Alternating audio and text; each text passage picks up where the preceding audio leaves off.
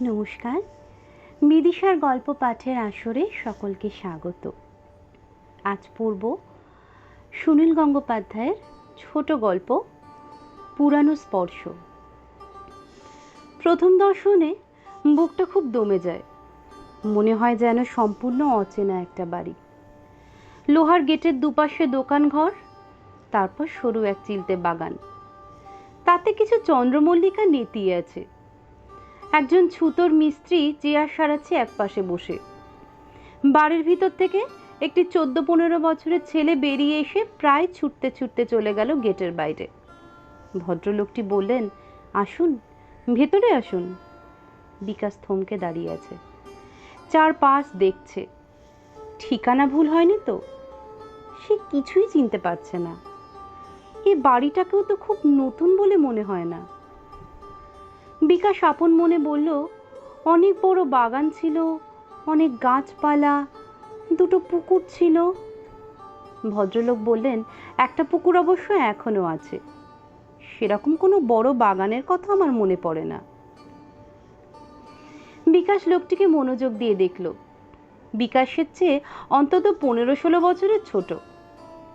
সদ্য পাট ভাঙা ক্রিম সাফারি স্যুট পরা, মাথার চুল নিখুঁতভাবে আঁচড়ানো, চোখে ফ্রেম ছাড়া চশমা, একটু বেশি বেশি ভদ্র ব্যবহার। বিকাশ বলল, চলুন তো পুকুরটা একবার দেখি। বাড়ির ডান পাশটায় কিসের যেন ছোটখাটো একটা কারখানা, ভেতরে লোহার সঙ্গে লোহা ঘষার কর্কশ শব্দ হচ্ছে। হাঁটতে হাঁটতে বিকাশ জিজ্ঞেস করলো, আপনার নামটা যেন কি বললেন? ইউসুফ রেজা। আপনি বোধহয় আমার বাবাকে চিনবেন, মাহবুব খান। 10 বছর আগে তার ইন্তেকাল হয়েছে। তিনি কলকাতায় থাকতেন। তিনিই এ বাড়ি। অনেক কাল আগের কথা, আমারও ভালো মনে নেই সেসব কথা, কিন্তু কি জানেন, এ বাড়ির ছবি আমার চোখে যেন জলজল করত। গোলাপ বাগান, আম বাগান, একটা দোতলা বাড়ি, একটা পেয়ারা গাছের ডাল ভেঙে আমি পড়ে গিয়েছিলাম। সেসব কিছুই মিলছে না।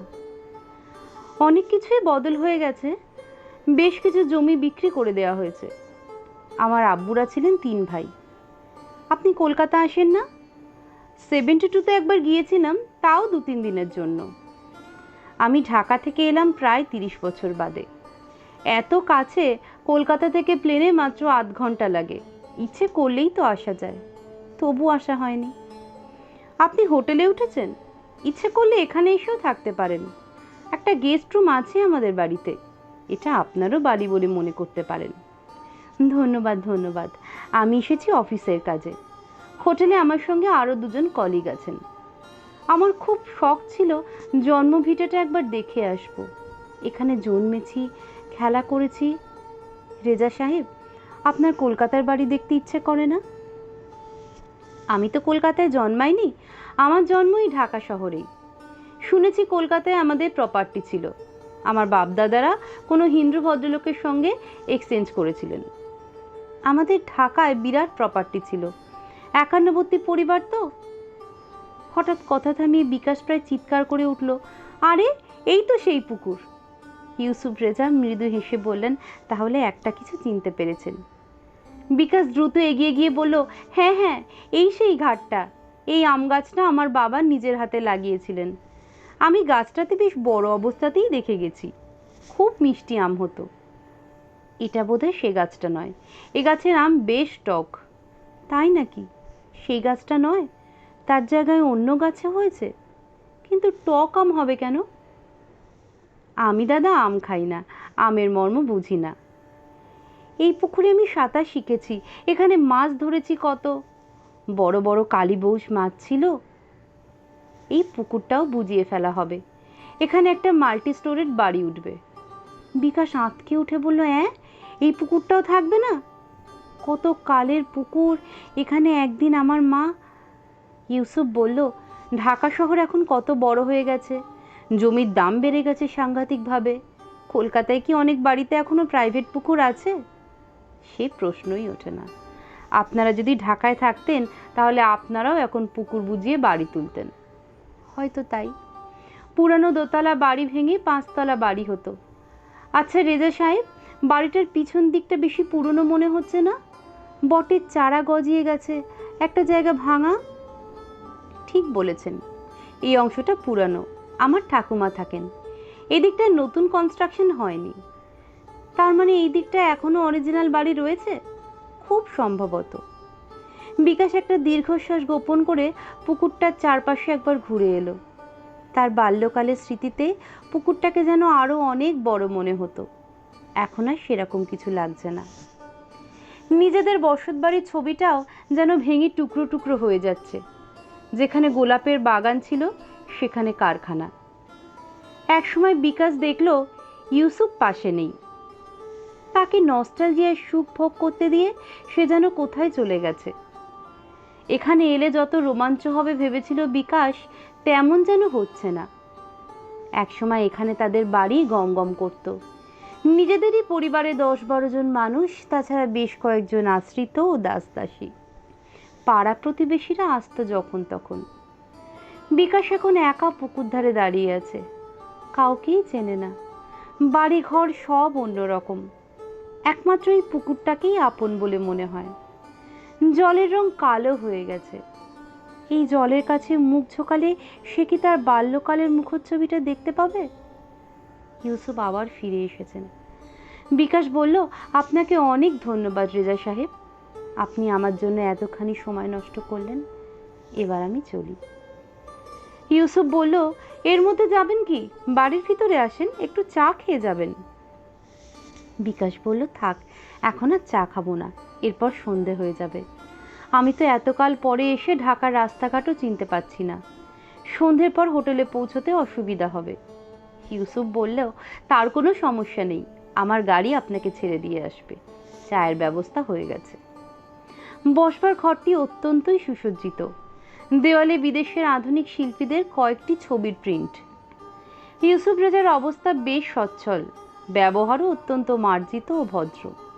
সোফায় বসার পর বিকাশের ক্ষীণ মনে পড়ল তাদের বাড়ির বৈঠকখানায় তক্তপোষ আর তাকিয়া থাকতো।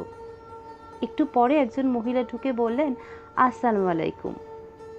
বিকাশ তাড়াতাড়ি উঠে দাঁড়িয়ে বলল, নমস্কার। মহিলাটিকে দেখলে প্রথমেই মনে হয় এত সুন্দরী। এরকম সুন্দরীকে যেন শুধু সিনেমা টিনেমাতেই দেখা যায়।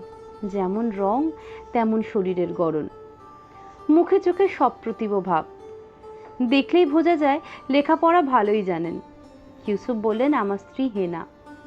হেনা একটু দূরে বসে বলল, এই বাড়ি বাগান সব আপনাদের ছিল?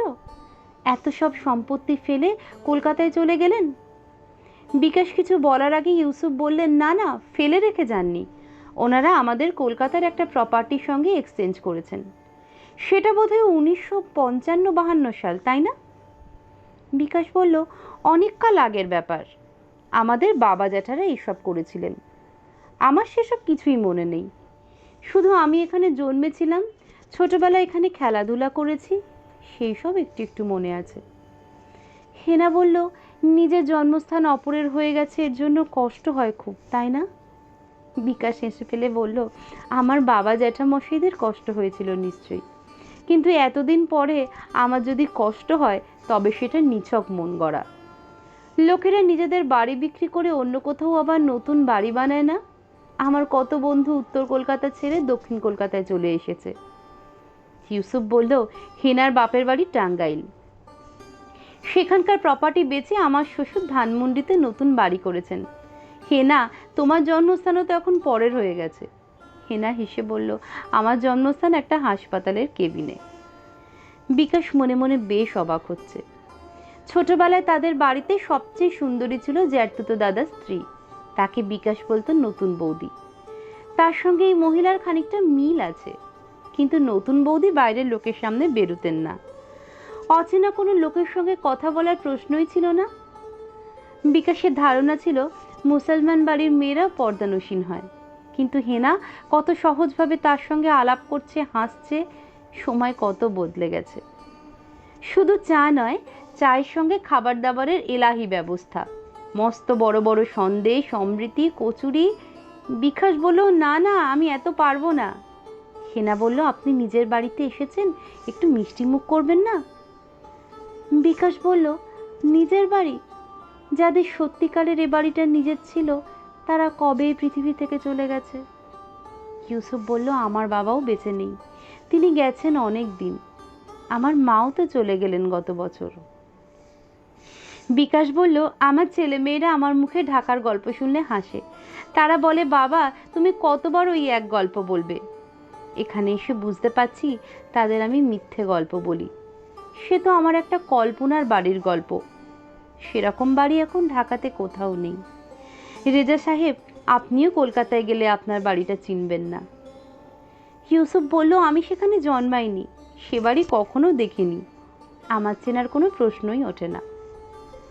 চা শেষ করার পর বিকাশ বলল, শুধু আর একটা অনুরোধ, এ বাড়ির পিছন দিকটায় পুরনো খানিকটা অংশ রয়ে গেছে, সেই জায়গাটা একটু দেখতে পারি যদি কিছু মনে পড়ে। হেনা আর ইউসুফ দুজনে একসঙ্গে বলে উঠল, নিশ্চয়ই নিশ্চয়ই। নতুন বাড়ির পর একটা উঠোন, তারপর পুরনো মহল। একতলার ঘরগুলো ঘুরে বিকাশ উঠে এলো দোতলায়। এখনো সে কিছু চিনতে পারছে না। এই দিকটা কি ছিল জ্যাঠামশাইয়ের অংশ? তার স্মৃতির বাড়ির দোতলায় যেন একটা টানা বারান্দা ছিল। এখানে তো বারান্দার কোনো অস্তিত্বই নেই। আগেকালের মতো খুপড়ি খুপড়ি ঘর। একটা বেশ দরজাওয়ালা ঘরের সামনে দাঁড়িয়ে বিকাশ বলল, হ্যাঁ এইটা স্পষ্ট মনে আছে, আমার ঠাকুমা থাকতেন। আমি এখানে দুপুরবেলা এসে ঠাকুমার কোলে মাথা রেখে ঘুমাতাম। ঠাকুমা আমাকে নারকেল নাড়ু খাওয়াতেন। ভিতরটা একবার দেখা যায় না? দরজার একটা পাল্লা খোলা, অন্য পাল্লাটাও ঠেলে খুলে দিল হেনা। সঙ্গে সঙ্গে বিকাশের বুকের মধ্যে ধক করে উঠল। মনে হলো সে চোখে ভুল দেখছে। রোমাঞ্চ হলো তার সমস্ত শরীরে। ঘরের মাঝখানে জোড়াসন করে বসে আছেন একজন বৃদ্ধা, সাদা ধপধপে কাপড় পরা, ঠিক যেন বিকাশের নিজের ঠাকুমা। ওইভাবে বসে ঠাকুমা প্রত্যেক সন্ধ্যাবেলা পূজা আহ্নিক করতেন। 40 বছর ধরে তিনি কি সেই একই জায়গায় বসে আছেন? ইউসুফ ফিসফিস করে বললেন, আমার ঠাকুমা নামাজ পড়ছেন, এখন আর হাঁটু গেড়ে বসতে পারেন না, তবে স্মৃতিশক্তি খুব ভালো আছে, সবাইকে চিনতে পারেন। বিকাশ জিজ্ঞেস করল, আমায় চিনতে পারবেন? ইউসুফ আর হেনা উত্তর দিল না। বিকাশের মনে হলো সে যদি এখন ওই বৃদ্ধার পাশে গিয়ে বসে পড়ে তাহলে উনি তার মাথায় হাত বুলিয়ে দেবেন। পুরানো স্নেহের স্পর্শে বিকাশের শরীর জুড়িয়ে যাবে। ওই বৃদ্ধা তাকে আদর করতে করতে জিজ্ঞেস করবেন, এতদিন পরে এলি, তুই কেমন আছিস বিকাশ? সকলকে অনেক ধন্যবাদ।